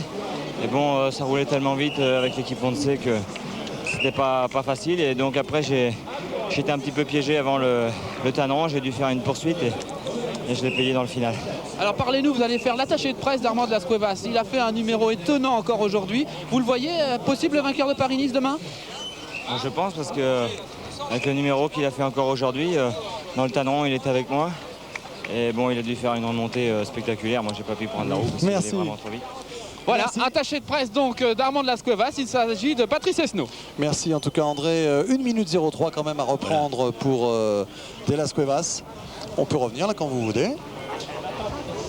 1 minute 03 pour de Las Cuevas et on va pouvoir conclure pour rendre l'antenne donc à Jean Mamère. Robert, bonne rentrée je crois, hein, du vélo sur France 2, c'était magnifique. Il est très rare qu'au début de saison, même Paris-Nice, qui était une épreuve de qualité mondiale, il est très rare qu'il y ait cette tenue d'ensemble. Regardez-les tous finir. C'est presque aussi terrible qu'une étape de montagne du Tour. Fatigué, mais en forme. En tout cas, nous, on s'est régalé. J'espère qu'il en a été de même pour vous. Je vous donne rendez-vous, bien entendu, dans le stade de demain soir aux alentours de 18h20. On vous parlera de ce final de Paris-Nice. Jean-Paul Olivier va rester sur place. Robert Chapat s'est imposé au sprint et nous allons suivre Pascal Lino qui a été l'un des héros du Tour de France puisqu'il a porté la route de Paris-Nice avec Laurent Brochard actuellement en train d'en découdre dans les 12 derniers kilomètres pour lui de ce Paris-Nice. Un Paris-Nice fantastique avec hier, vous l'avez vu, la splendide victoire de Armand de Las Cuevas. Et puisque les Français sont à l'honneur, et bien ce matin, c'est Laurent Jalabert qui s'est imposé sur la promenade des Anglais pour la première demi-étape de la journée. Quant à Brochard, eh bien, il essaiera lui de battre le meilleur temps pour le moment. Meilleur temps signé par Jean-François Bernard, 23 minutes 29 secondes. Une performance étonnante de Jean-François Bernard, Robert, car ce matin déjà, Jean-François Bernard a fait un coup exceptionnel. Il est sorti du peloton, il a fait une course-poursuite de 20 minutes, de 20 km devant tout le peloton lancé à ses trousses. Avec Jean-François Bernard, il faut maintenant corriger les superlatifs. Quand habituellement on assiste à un exploit d'un coureur, on dit il est en grande forme. Avec Jean-François Bernard, il faut dire maintenant, il est en super forme. C'est le Jean-François Bernard que l'on attend depuis des années et qui l'année dernière avait rappelé qu'il était un immense espoir en remportant Paris-Nice et le Critérium international. C'est le super Jean-François Bernard qu'on a vu ce matin. Tous les coureurs à l'arrivée interrogés et rapidement disaient c'est pas possible, il est en avion. Malgré le vent, il a fait un truc formidable. 85 km d'échappée, être rejoint à 1 km seulement de la ligne, donc laisser échapper la victoire. Cela sous-entendait aussi que l'après-midi, Jean-François, l'un des favoris pourtant ce matin de cette ascension du Col d'Este qui termine Paris-Nice, cela voulait dire donc qu'il n'avait aucune chance de l'emporter. Or, il vient de faire un malheur. Voilà, et pour le battre, et on ne voit plus maintenant que Tony Rominger, vainqueur de Paris-Nice il y a 2 ans. Vous avez pu suivre ces étapes sur France Télévisions. À l'époque, c'était encore FR3 et Antenne 2. Tony Rominger, le voilà. Il a pour mission battre le meilleur temps pour le moment, signé Jean-François Bernard, 23 minutes 29 secondes. Et Tony Rominger est capable de cet exploit. Tony Rominger qui s'est un peu préservé hier car il n'avait plus de chance au classement général. Il est un peu loin, à plus d'1 minute, 1 minute 16. Seulement pour lui, reste la possibilité peut-être de s'imposer cet après-midi, même s'il ne fait pas partie des grands favoris, Robert. L'autre qui a étonné, surtout avant Rominger, c'est Montoya. On n'est pas surpris des performances maintenant de ce monsieur qui semble avoir déjà pris de l'âge, car il est atteint d'une calvitie précoce. Il n'est pas le seul, mais à 25 ans, c'est quand même assez rare. Bref, Montoya a confirmé lui aussi aujourd'hui ses qualités de grimpeur. Pourtant, surclassé, là le mot n'est pas trop fort, par Jean-François Bernard, car au passage intermédiaire, Jean-François Bernard réalisait 11 minutes 40 secondes, alors que beaucoup d'autres étaient déjà à 15, 16, 17 minutes. Et Montoya, deuxième, avait concédé 24 secondes à Jean-François Bernard. À l'arrivée, 31 secondes, c'est vous dire. Et pourtant, Montoya reste pour l'instant deuxième du classement de l'étape. André ? Oui, Jean-Paul. Eh bien, nous sommes ici installés au kilomètre 3. Nous avons donc vu passer Brochard, Rominger, Armstrong et Breking. Breking a repris 5 secondes à Rominger. Armstrong lui a repris 2 secondes. Ça prouve que Rominger a pris tout de même un départ relativement prudent puisque Brochard lui avait également repris 2 secondes. Mais nous sommes au kilomètre 3 et nous attendons dans quelques instants le passage de Pascal Lans. Oui, kilomètre 3, c'est-à-dire que cette montée de l'Alpe d'Huez commence par 1 km de plat. Ensuite, il y a 4 km très difficiles. Deuxième faux plat, très faux d'ailleurs comme faux plat. Et la partie la plus difficile ensuite pour terminer. Avec donc pour le moment en tête Jean-François Bernard, 23 minutes 29 secondes. À 32 secondes, imaginez, le seul à être passé sous les 24 minutes Jean-François Bernard. À 32 secondes, Jesus Montoya. Ensuite, on retrouve toute une partie des jeunes coureurs, des jeunes Français du peloton qui font très très bien actuellement dans ce Paris-Nice et dans cette début de saison. Il faut préciser aussi que les conditions de course ne sont pas très favorables aujourd'hui. Certes, le ciel un peu nuageux mais ne semble pas menaçant du tout. Et on souhaiterait presque la pluie tant il fait froid. Et les rafales de vent à la sortie du virage manifestement gênent beaucoup de coureurs. Seul on a vu passer un peu partout et toujours pleine route comme une science acquise chez lui qui est presque incomparable, Jean-François Bernard. Parmi les favoris de ce Paris-Nice, il y a aussi Lance Armstrong qui, pour son passage téléprofessionnel, a tout de suite réalisé un grand coup dans la première épreuve de Coupe du Monde à laquelle il a participé l'an dernier. Deuxième de cette épreuve, Lance Armstrong. Et maintenant, eh bien, il a animé l'essentiel de ce Paris-Nice et il vous impressionne toujours autant, Jean-Paul, hein? Ah oui, oui, absolument.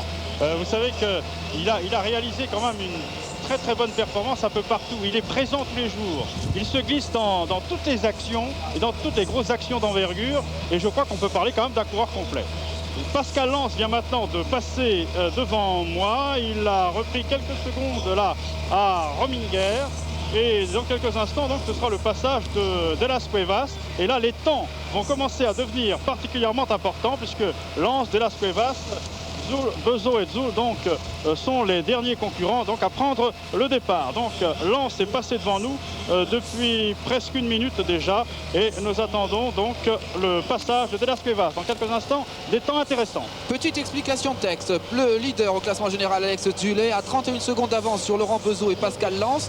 Comme ces deux coureurs sont de la même équipe, eh bien c'est Armand de Las Cuevas qui va s'élancer en antépénultième position après donc Pascal Lans et avant Laurent Bezo. Voilà pourquoi de Las Cuevas n'est pour le moment pas passé devant vous.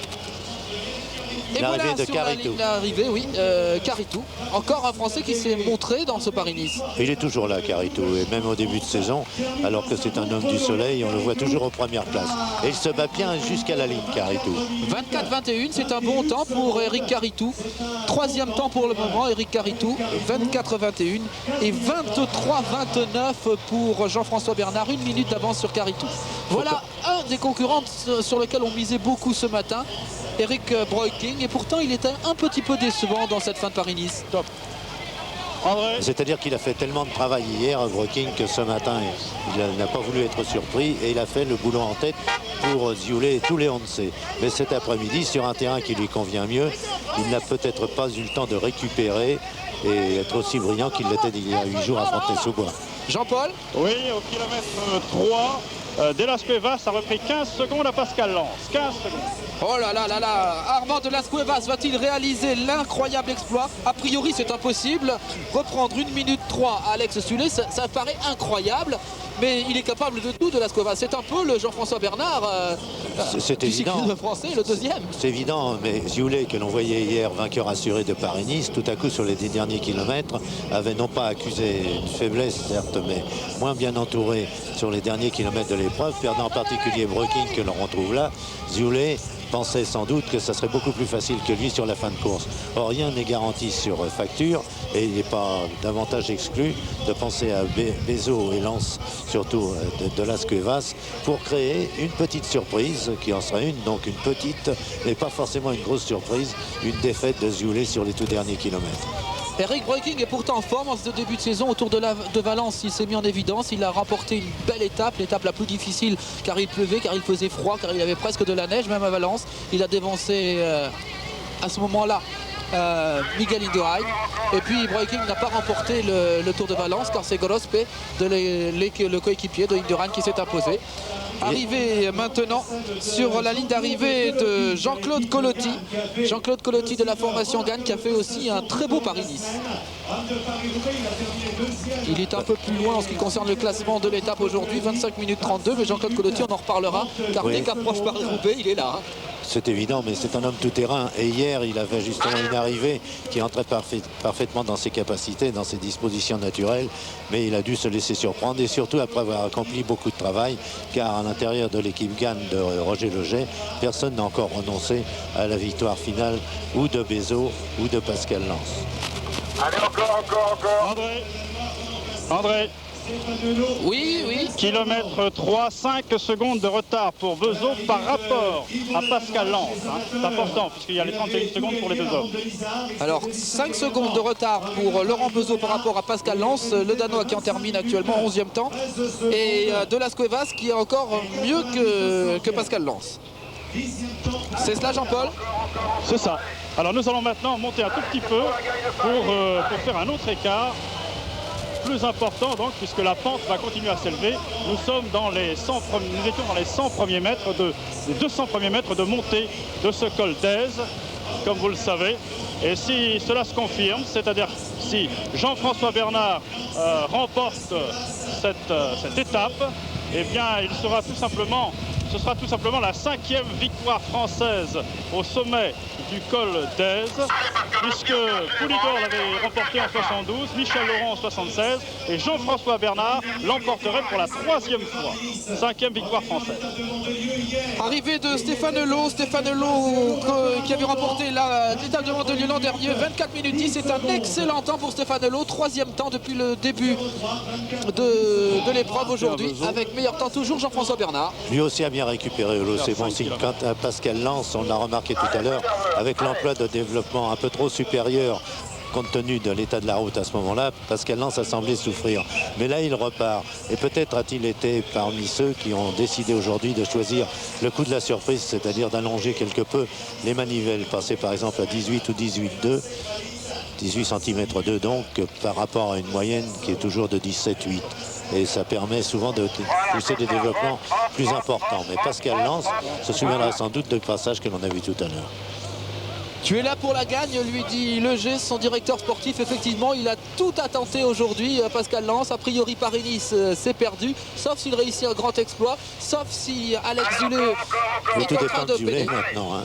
Tout dépend de Zulé, où il tient le coup jusqu'au bout, en prenant comme base les temps de Jean-François Bernard, sachant pertinemment qu'il ne peut peut-être pas les réaliser, car Jean-François Bernard est le grand spécialiste de ce genre de discipline. Arrivée de Melchior Maori, vainqueur de la Vuelta grâce au contre-la-montre. Melchior Maori qui a réussi un temps très moyen pour lui, à 1 minute pratiquement de Jean-François Bernard, toujours meilleur temps, 23 minutes et 29 secondes. Pascal Lans toujours à l'image. Et il se bat, comme devront se battre Bezo ici. Et de Las Cuevas, s'ils veulent renverser la situation.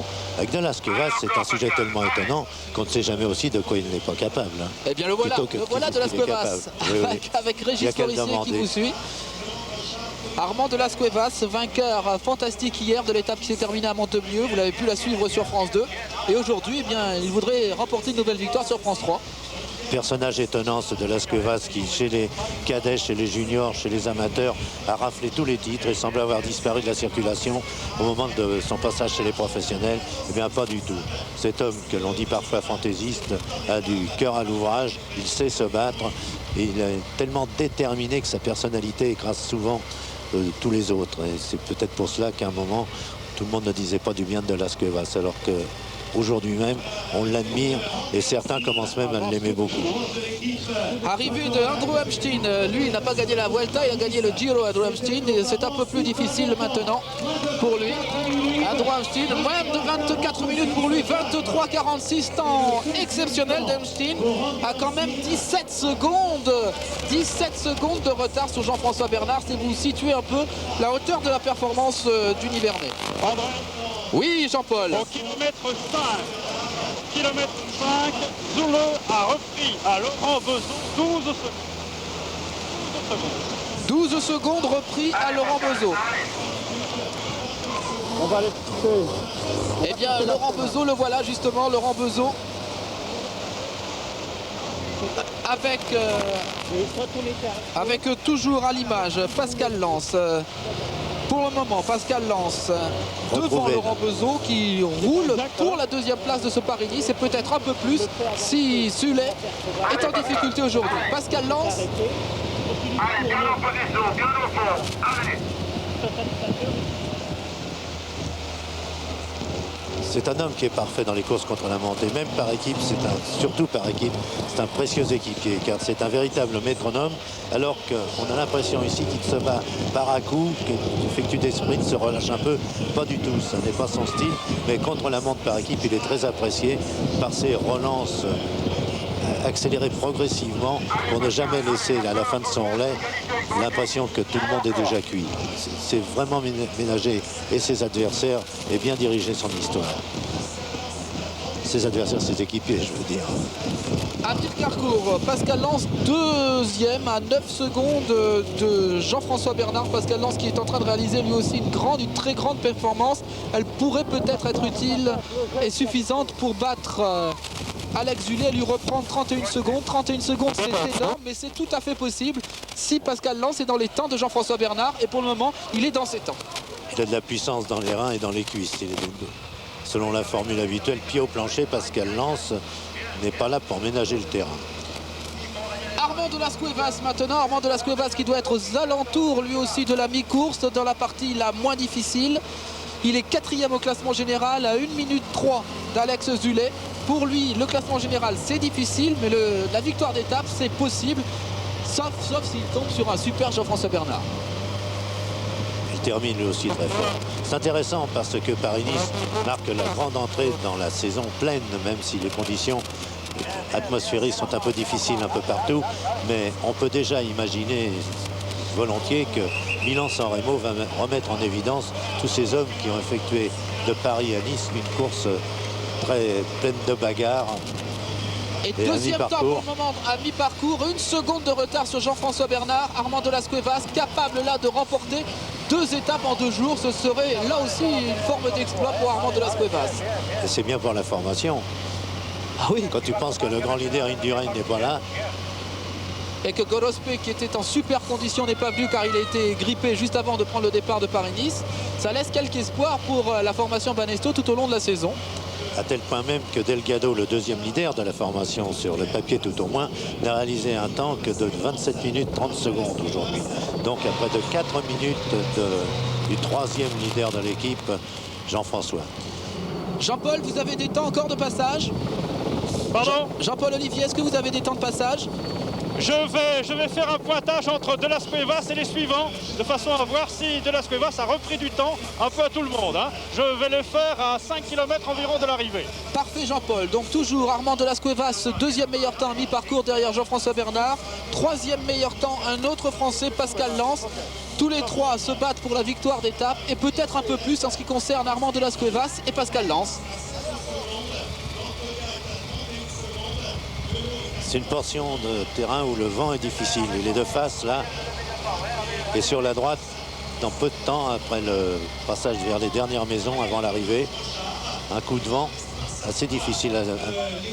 Ah, l'arrivée de Laurent Brochard. Laurent Brochard, 2 victoires en 92. À mon avis, il en aura encore beaucoup plus en 93. Laurent Brochard qui fait une bonne performance.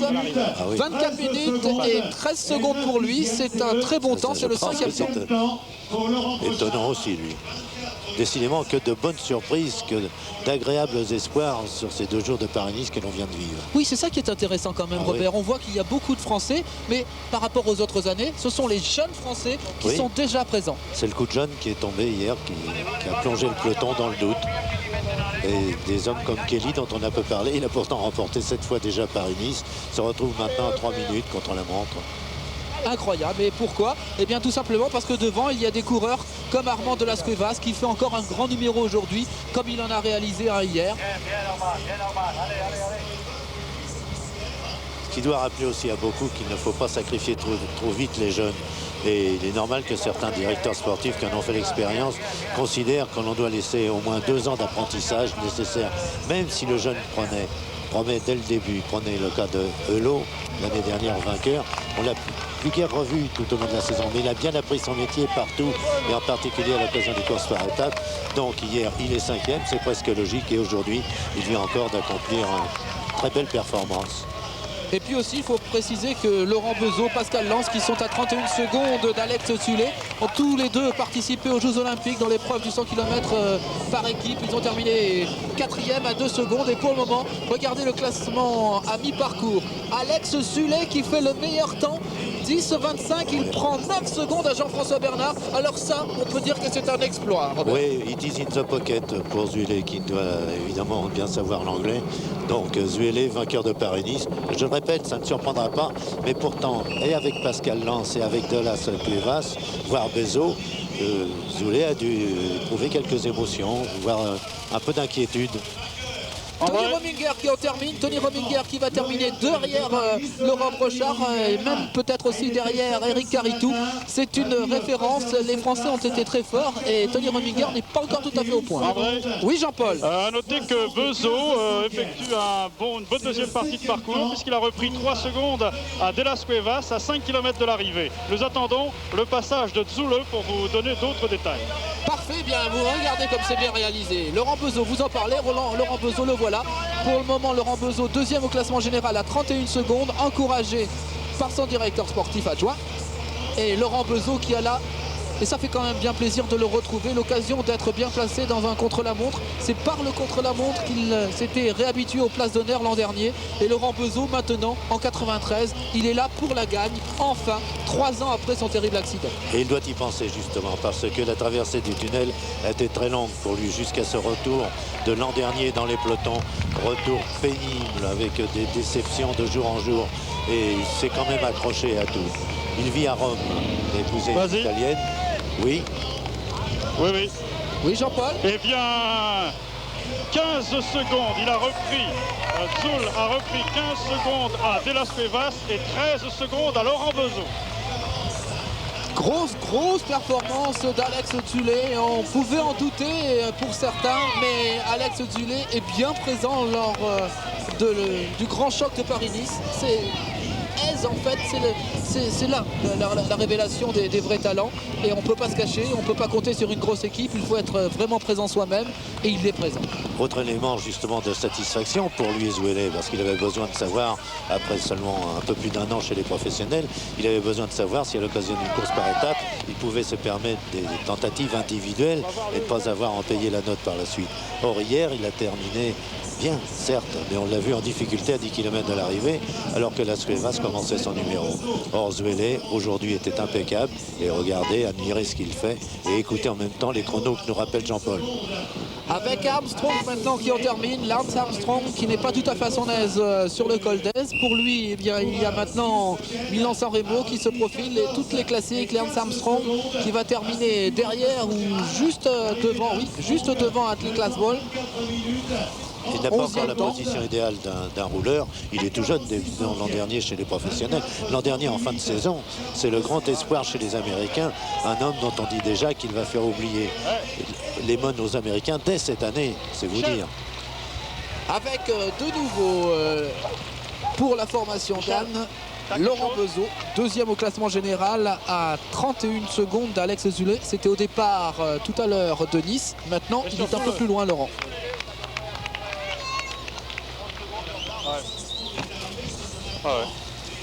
André ? Oui, Jean-Paul. Oui, 30 secondes de retard.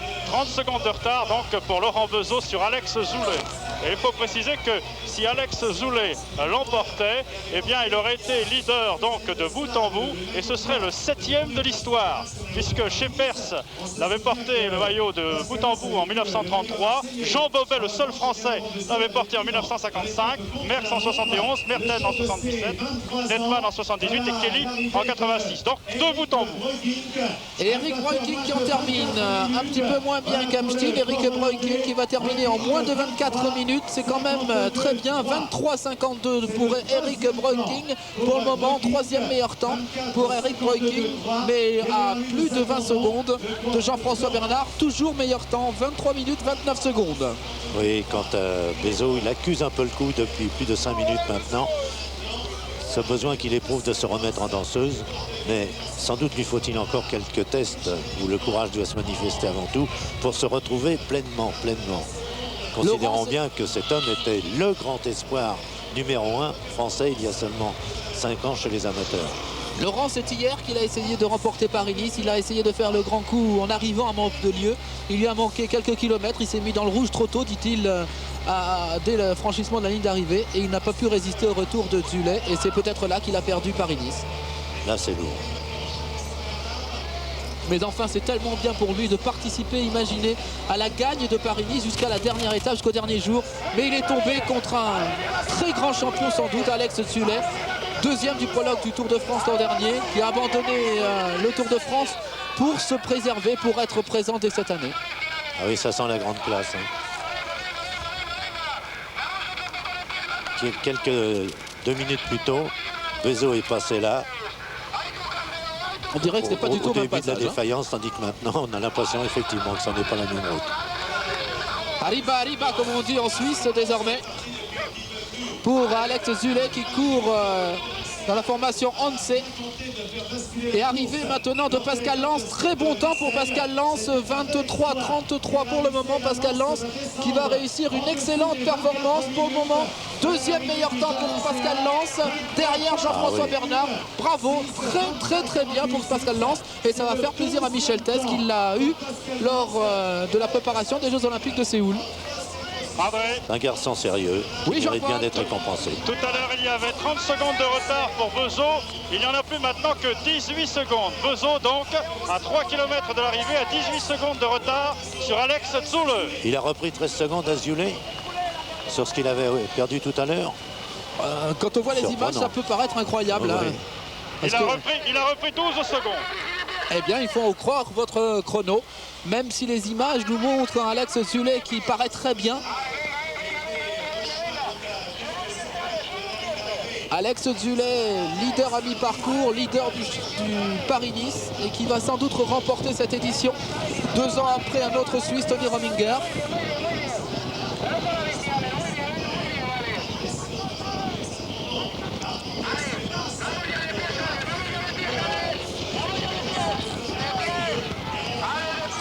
Et il trouve encore le moyen de relancer, Robert. Oui. Moi, on va le faire là. J'ai déjà l'esprit plongé sur la fin de Milan-San Remo. Qu'est-ce qui va se passer dans la côte du Poggio, la montée du Poggio, à 10 km de l'arrivée, après 270 km de frotta de course hyper nerveuse dans le peloton, avec tout ce qui peut s'y passer. Et j'imagine déjà les Zulay et les autres, je ne vais pas citer tout le monde là-dedans, mais en bas du Poggio, ça promet. Effectivement, ça promet. Laurent Bezo, lui, en termine. C'est vrai qu'il semble un peu mieux sur cette fin de parcours, Laurent. Ça redescend un petit peu. Là. Mais il est normal qu'il ait accusé un peu le coup, parce que il y a seulement 24 heures, il a réalisé un véritable exploit sur la fin en se détachant et en lançant presque malgré lui Las Cuevas. De Las Cuevas qui ne battra pas Jean-François Bernard, 23-29 pour Jean-François Bernard. Pour le moment, de Las Cuevas, 3e meilleur temps. Il va être dépassé par Epstein, 4e meilleur temps pour Armand de Las Cuevas. C'est quand même fantastique après ce qu'il a réussi hier. Pour le moment, Jean-François Bernard, meilleur temps. Pascal Lans, 2e. 3e... donc Epstein est 4e, Armand de Las Cuevas. L'ultimo kilomètre pour Bezo, qui parle évidemment couramment l'italien. Laurent Bezo, 4e meilleur temps à mi-parcours, qui accélère maintenant. Il a peut-être un bon coup à faire aujourd'hui. Une place d'honneur à Aise. C'est toujours bon à prendre pour Laurent Bezo. Le grand virage à gauche, un autre à droite et on se rapproche de la ligne d'arrivée. Il va maintenir sa place au podium. Pour lui, c'est peut-être l'essentiel. Évidemment, il ne rêvait pas personnellement de battre Zulay. Il n'est pas interdit qu'à partir de maintenant, c'est-à-dire de la fin de ce Paris-Nice, il ait d'autres ambitions. Pour selon la formule habituelle. C'est de défendre sa 2e place face à Pascal Lans, hein, oui, quand même. Bien sûr, mais je pense qu'il peut y arriver. Sur le podium. Battre Pascal Lans, battre pourquoi pas Jean-François Bernard, c'est aussi une possibilité pour Laurent Bezo qui fait une course exceptionnelle. Laurent Bezo qui termine très vite, il va battre Jean-François Bernard. Laurent Bezo, extraordinaire performance de Laurent. Laurent Bezo, 23-15, extraordinaire. Quel coureur fantastique que ce Laurent Bezo. Incroyable, Robert, incroyable. Chapeau. Mais il l'a fait à l'énergie parce que pendant les quelques minutes où on a pu le suivre de très près, tout près, même à ses côtés, vraiment il était au fond. Et Alex Zülle qui en termine lui aussi. Alex Zülle, meilleur temps à mi-parcours. Ce serait bien, ce serait tellement beau pour lui de remporter cette dernière étape. Difficile car Jean-François Bernard et Laurent Bezeau ont mis la barre très haut. Est-ce suffisamment haut pour Alex Zülle? On en saura un peu plus dans quelques instants. Au kilomètre, Alex Zülle. Toujours aussi beau, toujours aussi impressionnant. Mais est-il aussi efficace que Laurent Bezeau et Jean-François Bernard? Il s'y applique en tout cas. Temps à battre, je vous le rappelle, 23-15 pour Laurent Bezeau, 23-29 pour Jean-François Bernard, les deux Français qui occupent les deux premières places de cette ascension du Col d'Èze.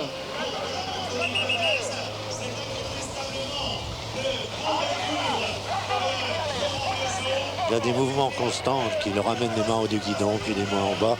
Certes, le vent y est pour quelque chose, mais lui-même doit ressentir quelques fatigues. La preuve, immédiatement, il sera bien danseuse dès qu'on lui demande. Ça fait déjà 22 minutes et 40 secondes qu'Alex Zülle s'était lancé et il va peut-être battre le meilleur temps aujourd'hui. 23-15 à battre, c'est presque fait pour Alex Zülle. Encore 30 secondes pour terminer. Alex Zülle va remporter et Paris-Nice et la dernière étape, l'ascension du Col d'Èze pour quelques secondes. C'est une grande performance. Voilà, 23 minutes bientôt que Alex Zülle s'était lancé. Il remporte et Paris-Nice et la dernière étape. Bravo pour Alex Zülle, le meilleur incontestablement de ce Paris-Nice dans la meilleure équipe et une superbe performance pour terminer, Robert. Oui, superbe, évidemment. Il a révélé que sur la fin il était intouchable, mais il doit se demander quand même ce qu'a pu faire Bezeau pour récupérer aussi vite que lui. Et Bezeau, qui disposait encore d'une formation hier propre à l'attaque, il ne demandait qu'à attaquer, a forcément inquiété Zülle. Pas mécontent, j'imagine, de remporter ce Paris-Nice. Alex Zülle, vainqueur du Paris-Nice en remportant la dernière étape contre la montre. Alex Zülle qui avait déjà causé tellement de misère à Miguel Indurain lors du prologue du Tour de France l'an dernier. Il a failli le battre chez lui en Espagne, à Saint-Sébastien. Et bien là, il confirme qu'il est bien un grand futur champion. Et déjà champion. Oui, j'allais dire grand futur. Je crois qu'il est déjà en place. En tout cas, il est le leader de cette promotion. Meilleur temps donc pour Alex Zülle, deuxième temps pour Laurent Bezeau, troisième pour Jean-François Bernard.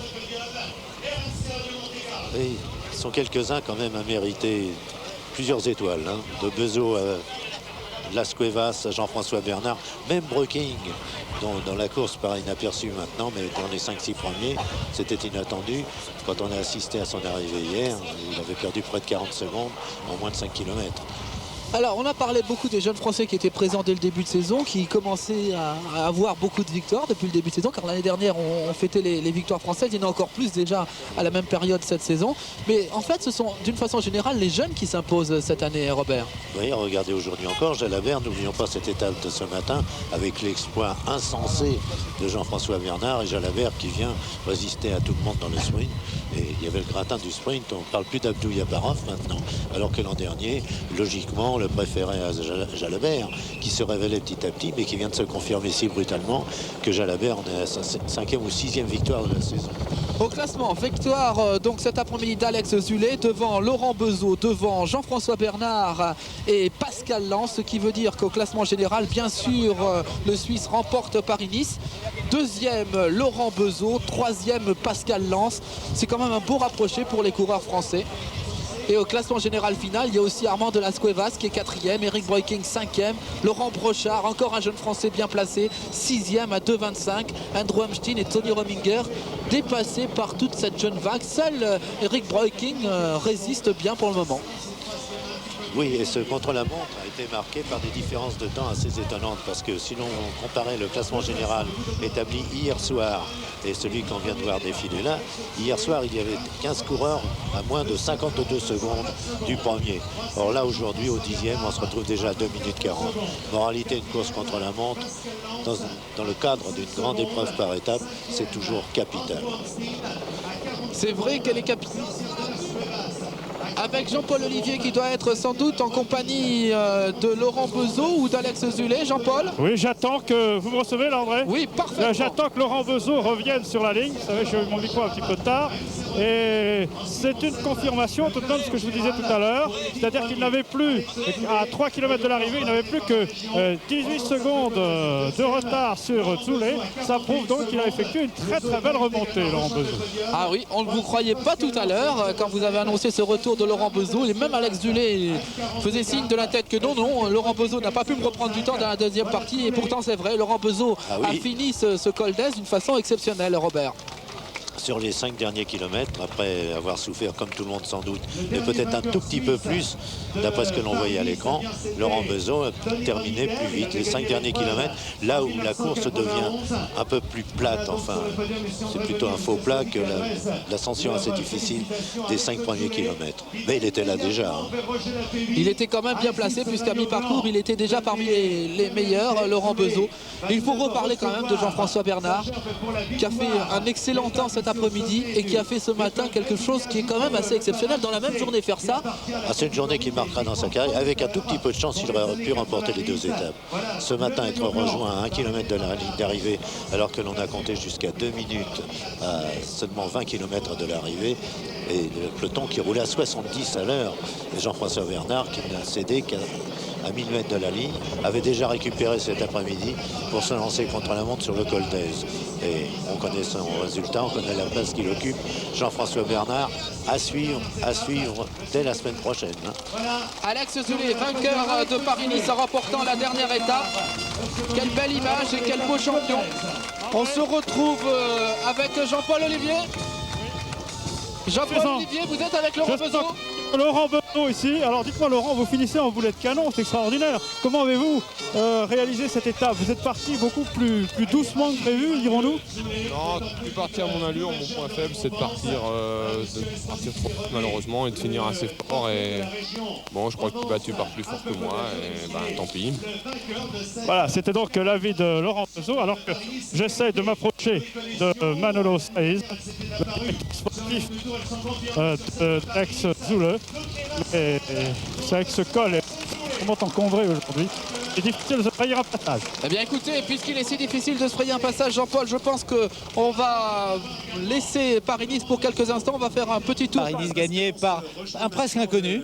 Non, on ne peut pas dire ça tout de même, parce qu'Alex Zulé s'est révélé déjà l'année dernière. Il s'était révélé en gagnant aussi chez les amateurs le Guillaume Tell. Et vous savez que ce qu'on a peut-être oublié de dire, c'est qu'il a remporté en amateur toutes les courses contre la montre qu'il a disputées. Il ne connaissait pas le col d'Aise. C'est là, ça situe quand même, ça situe sa véritable valeur. Et puis Laurent Bezeau qui a réalisé également un très très beau contre-la-montre. Mais lui c'est un spécialiste, vous savez, il a fait partie de l'équipe de France. Voilà donc pour ce Paris-Nice que vous avez suivi sur France Télévisions hier dans Samedi Passion et aujourd'hui dans Sport 3 Dimanche. J'en profite pour vous donner, Jean-Paul, un résultat de cyclisme autour de Murcia, victoire de Carlo Galarreta, mais c'est au cours de la dernière étape Miguel Indurain qui s'est imposé contre la montre et il sera bien sûr Miguel Indurain l'un des favoris du Tour de France. Un petit mot encore avec Jean-Paul Olivier pour vous annoncer un grand moment dimanche prochain dans Sport 3 Dimanche. C'était hier le 10e anniversaire de la mort de Louison Bobet. La légende de Louison Bobet, eh bien vous allez la vivre dimanche prochain, un film de 52 minutes, Jean-Paul, émouvant, avec des images d'archives extraordinaires et des moments d'émotion. Oui, c'est vrai, il y a des images inédites puisqu'on va voir pour la première fois donc à l'image disons des témoignages sur sa vie, mais aussi des images sur ses Milan-San Remo, Tour de Lombardie victorieux en 51 qu'on n'a jamais vu. On va voir aussi son association avec Fausto Coppi sur la fin de sa carrière, etc. Il y a toute sa carrière de retracer donc jusqu'à sa mort et le monsieur thalassothérapie qu'il était devenu. Une carrière fabuleuse, Louison Bobet qui a gagné 3 Tours de France en 1953, 54 et 55. Bravo. Nous allons continuer maintenant avec la suite de ce Sport 3 Dimanche, le Fun Board, le Fun d'Or, un bonjour de Fred Beauchesne, mais nous allons retrouver Alain Leblond au Palais Omnisport de Paris-Bercy avant de revenir sur les championnats du monde et le gala de clôture championnat du monde de patinage artistique. Tout de suite le Fun d'Or. Oui,